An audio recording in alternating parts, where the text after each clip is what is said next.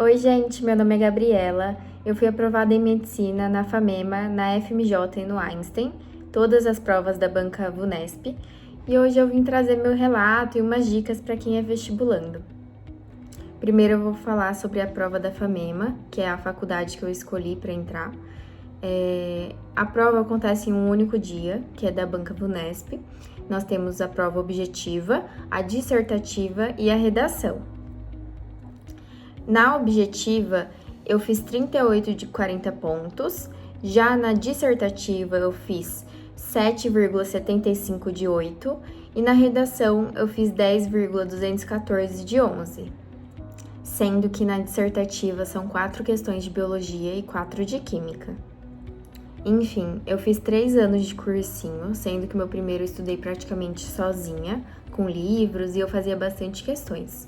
Já no meu segundo ano, eu fazia aulas e estudava em casa. E no meu terceiro, eu também repeti a mesma coisa do segundo ano, só que com mais aprimoramento, que é o que eu vou explicar daqui pra frente. Uma coisa que eu acho muito importante, a minha primeira dica, são revisões. Gente, ela é importante para todo mundo. Eu fazia pela plataforma do Anki, que eu comecei a utilizar no meu último ano de cursinho. Então, eu revisava todos os dias vários baralhos, vários cartões. Era em média de uns 250 a 300 cartões por dia. Mas isso depende de caso para caso. Tem gente que faz cartões mais enxutos, tem gente que faz um maior número de cartões. Então, ao final de cada aula, de cada estudo de determinada matéria, eu criava vários cartões dessa matéria para revisar futuramente. E também uma coisa que me ajudou bastante foi o filtro de questões. Então, eu filtrava as matérias que eu queria, mais de uma matéria ou só uma, e revisava durante uma etapa do meu dia, né? Durante um intervalo de tempo do meu dia.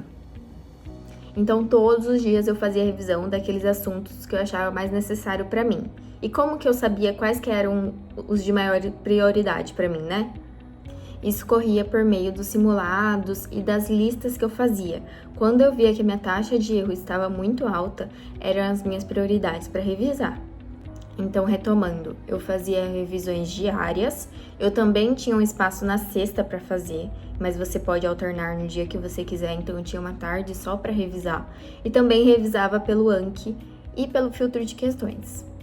Como eu já tinha uma base bem consolidada, eu comecei a fazer os simulados desde o começo do ano. Mas para quem não tem essa base tão forte, é legal fazer simulados blocados, que eu posso explicar isso em um outro vídeo se vocês quiserem. Então, conforme eu fazia os simulados, eu tirava o dia seguinte para dar um intervalo de tempo para eu corrigir eles. E como que eu corrigia esses simulados? Eu marcava que eu errei determinada questão, mas eu nunca assinalava qual que era a alternativa correta, para que eu me forçasse a refazer essa questão e se eu não conseguisse novamente, aí eu via uma resolução escrita. E na resolução escrita, que existem em várias plataformas disponíveis aí no Google, eu via em que etapa da questão eu estava errando, então eu entendia muito bem qual que era o meu erro. Se era uma questão que eu via que eu estava com uma deficiência grande, né, uma defasagem grande, eu colocava essa questão em um caderno de erros, que era assim que eu chamava, né, mas tem gente que chama caderno de erros de outra coisa.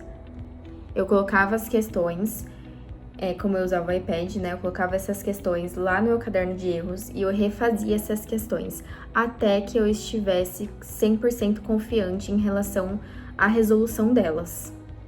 E uma coisa que é muito legal de ser feita também, que é para realmente aprender, é o estudo ativo. Então, tem como você escrever numa lousa, ou falar para si mesmo, por exemplo, por uma câmera, ou falar para outras pessoas o assunto. Quanto mais você for falando, você vai perceber que vai ter algumas lacunas no seu conhecimento, e são essas lacunas que precisam ser preenchidas conforme o tempo.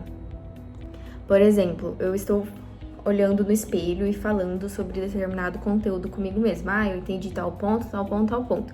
Só que eu percebo que em um certo parâmetro eu não estou conseguindo lembrar, né, do que se trata o conteúdo. Eu vou lá, leio nas minhas anotações e vou falar de novo para mim mesma sem olhar novamente. Você vai fazer isso com todo o conteúdo até conseguir entendê-lo 100%. Além disso, tem até um método que diz que se você souber explicar de forma mais simples possível, por exemplo, explicar para uma criança ou para quem não entende do assunto, mais você entendeu, se você consegue transformá-lo em falas básicas e simples. Uma outra dica que também é muito legal é o uso de mnemônicos ou associações. Por exemplo, na medicina nós temos o método START e pode ser utilizado o seguinte mnemônico: 30, 2, can do. Então, 30 é frequência, 2 é o preenchimento capilar, can do é atividade neurológica. Então, com base nisso, você lembra etapas ou coisas que são meio de decorebas, sabe? A mesma coisa se aplica a conteúdos de vestibular. Quanto mais você facilitar e apresentar de forma mais tranquila certas informações para o seu cérebro, mais ele vai reter as informações. Então, associe os conteúdos às coisas do cotidiano, aplique eles na prática. Por exemplo, como que o sistema ABO e RH é importante para a doação de sangue.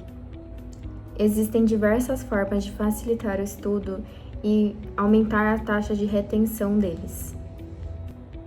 Então, essas foram minhas dicas para quem quer ser aprovado em medicina ou outro curso no vestibular ainda esse ano. E se você quer algum outro tema de vídeo, comentem e também deixe seu like.